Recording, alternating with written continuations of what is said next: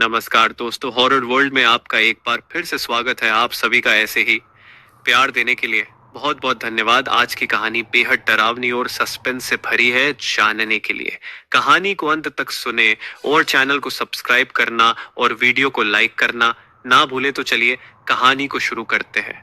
कहानी का नाम जंगल का रहस्यमयी महल। एक डरावनी कहानी। गांव के किनारे बसे घने जंगल को लोग भूल भुलैया जंगल कहते थे। कहते हैं कि इस जंगल में कई लोग गए लेकिन लौटकर कभी नहीं आए। यहाँ की सबसे डरावनी बात थी जंगल के बीच में बना एक पुराना सुनसान महल। इस महल के बारे में कहा जाता था कि वहां भूतों का बसेरा है, लेकिन गांव के लोग इसे केवल एक अफवाह मानते थे। एक दिन गांव का एक युवक अर्जुन साहस के बल पर जंगल का रहस्य जानने का फैसला करता है। वह अपने दोस्तों की चेतावनी को नजरअंदाज करते हुए रात के अंधेरे में अकेले जंगल की ओर चल पड़ता है। चांदनी रात में उसकी लालटेन की रोशनी जैसे जैसे गहरी झाड़ियों और पेड़ों के बीच पड़ती, उसकी परछाई और डरावनी होती जाती। कुछ घंटों के बाद अर्जुन को दूर से महल की झलक दिखाई दी। महल पुराने पत्थरों से बना था और उसकी दीवारों पर जगह जगह पेलें लिपटी हुई थी। महल के दरवाजे पर बड़े बड़े पंजों के निशान बने हुए थे, जो किसी इंसान के तो नहीं लगते थे। अर्जुन का दिल तेजी से धड़कने लगा, लेकिन उसकी जिज्ञासा उसे भीतर खींच ले गई। महल का दरवाजा धकेलते ही एक भयानक आवाज हुई, जैसे कोई भारी चीज घिसट रही हो। अंदर घुसते ही अर्जुन को एक अजीब ठंडक का एहसास हुआ। महल के अंदर हर चीज जमी हुई थी। पुरानी फर्नीचर, दीवारों पर धुंधले चित्र और फर्श पर धूल की मोटी परत।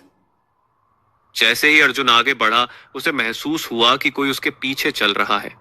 वह पलटकर देखता, लेकिन वहां कोई नहीं होता। एक अजीब गंध पूरे महल में फैली हुई थी। अचानक उसे एक कमरे के अंदर धीमी रोशनी दिखाई दी। अर्जुन ने सोचा शायद कोई और यहाँ छिपा हुआ है।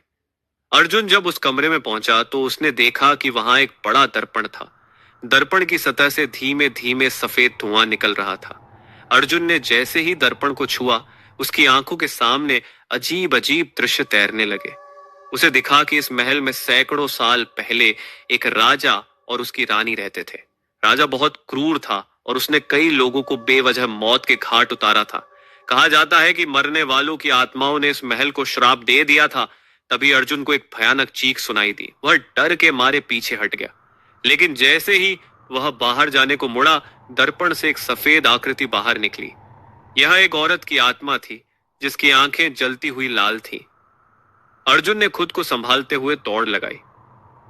महल के हर कोने से अजीब आवाजें आने लगीं। कभी बच्चे के रोने की आवाज, कभी किसी के हंसने की। महल के गलियारे जैसे कभी खत्म ही नहीं हो रहे थे। अर्जुन जितना तेज भागता, दरवाजे उतने ही दूर लगते। अचानक उसे महसूस हुआ कि कोई उसका पीछा कर रहा है। उसने पलटकर देखा तो एक काली परछाई उसके करीब आ रही थी। अर्जुन ने अपनी पूरी ताकत लगाकर महल के दरवाजे तक पहुंचने की कोशिश की, लेकिन दरवाजा अचानक बंद हो गया। महल के बीचों बीच अर्जुन गिर पड़ा। तभी उसने सुना कि कोई गहरी डरावनी आवाज में बोल रहा है, तुमने यहाँ कदम रखकर बहुत बड़ी गलती की है। अब तुम कभी बाहर नहीं जा सकोगे। अर्जुन ने कांपते हुए पूछा, तुम कौन हो? उस आवाज ने जवाब दिया, मैं उन आत्माओं का राजा हूं जिनका इस महल में खून हुआ था। यहाँ आने वाले हर इंसान को हम अपना गुलाम बना लेते हैं। अर्जुन ने डर के मारे रोते हुए माफी मांगी। तभी महल की दीवारें हिलने लगीं और छत से सफेद चादर में लिपटी आत्माएं उतरने लगीं। अर्जुन ने देखा कि उनके चेहरे विकृत थे और उनकी आंखों से खून टपक रहा था। अर्जुन ने आखिरी बार चिल्लाने की कोशिश की, लेकिन उसकी आवाज किसी ने नहीं सुनी। अगली सुबह गांव वालों को अर्जुन का लालटेन जंगल के किनारे मिला, लेकिन अर्जुन का कोई पता नहीं चला। आज भी लोग कहते हैं कि उस महल के आसपास रात को अर्जुन की चीखें सुनाई देती हैं।